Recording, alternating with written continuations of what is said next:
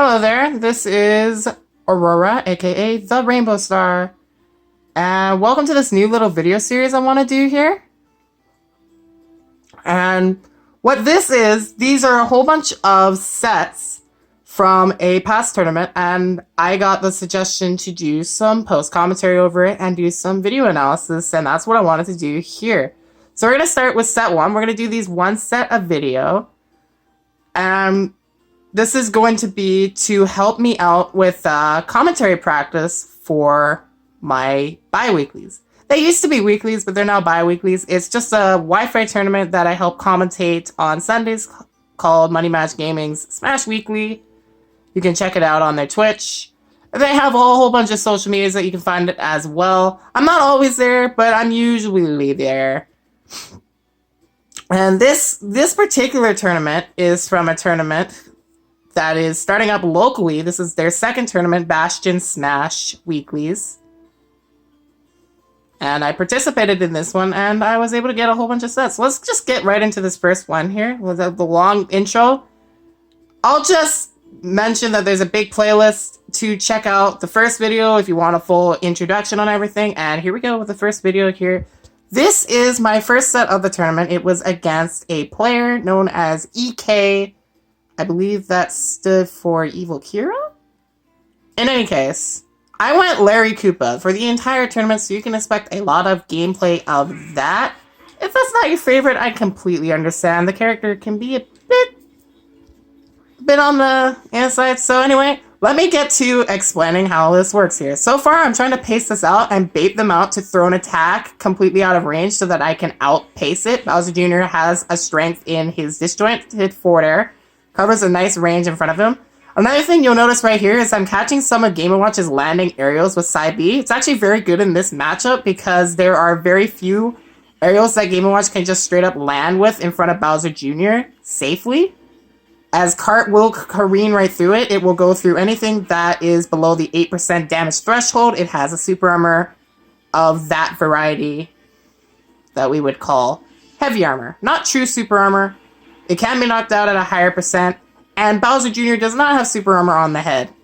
However, this is a great counterplay to Game & Watch coming down landing with aerials. I honestly don't know what this was right here. He went for a bucket here.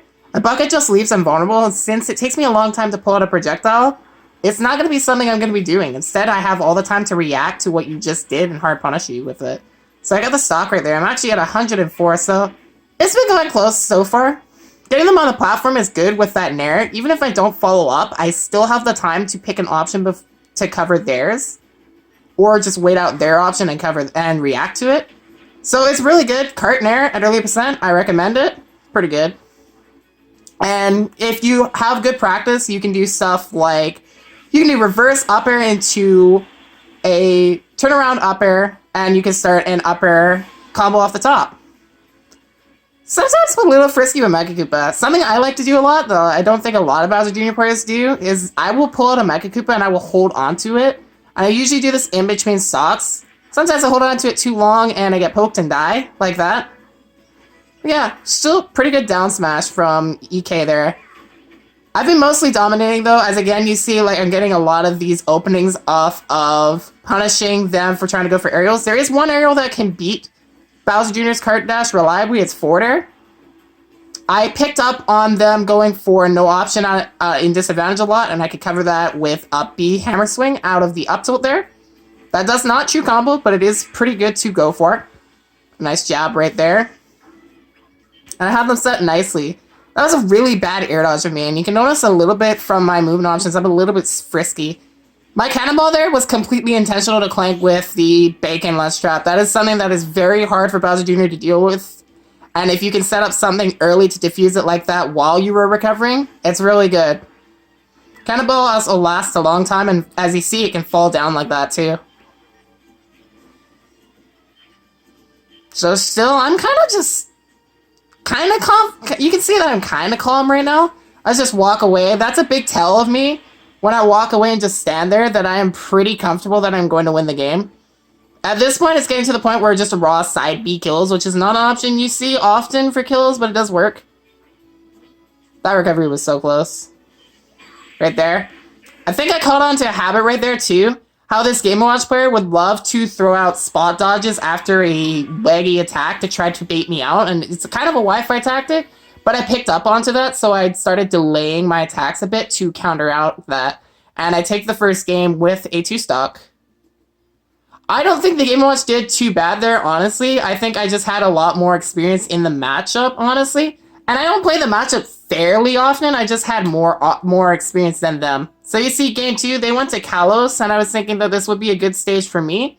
However, I was a bit surprised to see their character, and I'm going to mention this now, they made a character switch to Breath of the Wild Link. I was really not expecting this character switch at all, to be perfectly honest with you. So yeah, big surprise for me. But with Link, they can now zone me out with projectiles a lot more, as most of their projectiles will cut off the horizontal angle that Cart Dash will go at. However, I can still armor through certain hits of Boomerang, as it does have the Sour Spout on it. And early arrow, I just go right through. If Bomb is already on the ground, I will also go through that. I will say that's a pretty rough start, all things considered, but I do like the approach here from them. They went right in to grab me. That's something you can do for Side B. It's not something people realize. You can grab Bowser Jr. out of his side B, making it a bit harder here. You see me right here? I'm trying to stall out, and I actually got sniped there, so I had to directional air dodge in, but he's still keeping the pressure. A lot of really good grabs from EK, honestly. And they took the stock. I was very uncomfortable at the start of this match, and it really showed. I'm still having a fairly hard time boxing Link. It's kind of hard to do with Bowser Jr. Back air comes out quicker than a lot of my aerials already, so I have to respect that. You're seeing that I'm baiting out Link's neutral air a lot. I'm already recognizing this is a move they have a lot of comfort with, so I'm trying to punish it with Bowser Jr.'s forward air and provoke them into doing something more unsafe and neutral if they get uncomfortable with that. Speaking of unsafe and neutral, don't do that. Don't do what I just did with Bowser Jr. up B. If you do not hit the confirm with Bowser Jr., you need to react to that, because otherwise you will put yourself in an unsafe position if the opponent does not run into the attack. They can cover your landing. That's not something you want. Narrative jab is true. We're pretty much guaranteed there, so it's good to go. Super clean punish on the roll-in right there. I picked up the Mecha Koopa with up tilt. Something I love to do is picking up Mecha Koopa as it's driving with an attack already coming out to hit my opponent so I can combo the Mecha Koopa off of it. It's pretty good. For real. Again, I'm doing it right there. However, this time they were in shield, so if I caught them dropping shield early, it would have hit them. You see me sliding on stage with the slight height modifier side B. Recovery mix-up that Bowser Jr. can do. By the way, something to touch on real quick. Cart spin out in the air allows Bowser Jr. to keep Cart as an option for recovery, so he can keep reusing it until he Cart jumps. I am shocked I missed this sledge trap, honestly. I missed this whole thing. Look at this. This up B and everything. I was not ready. Cannonball. This is pretty much not good for Link. Just trying to avoid my cannonballs. And at that moment, when he thinks that he has an opening to come in, I can punish his laggy aerial on shield with an up smash out of shield, and that will take the second game. As Bowser Jr.'s up smash, I think it shares the same frame out of shield as Bowser Jr. Nair. So it is pretty good as an option. I think it's frame 10.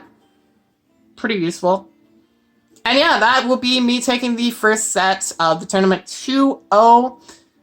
Thank you for watching. Stick around for the rest of the series. I'm going to be uploading this all at once, so you can check it all out in the Bastion Smash number 2 highlights, or not highlights, analysis playlist. There you go.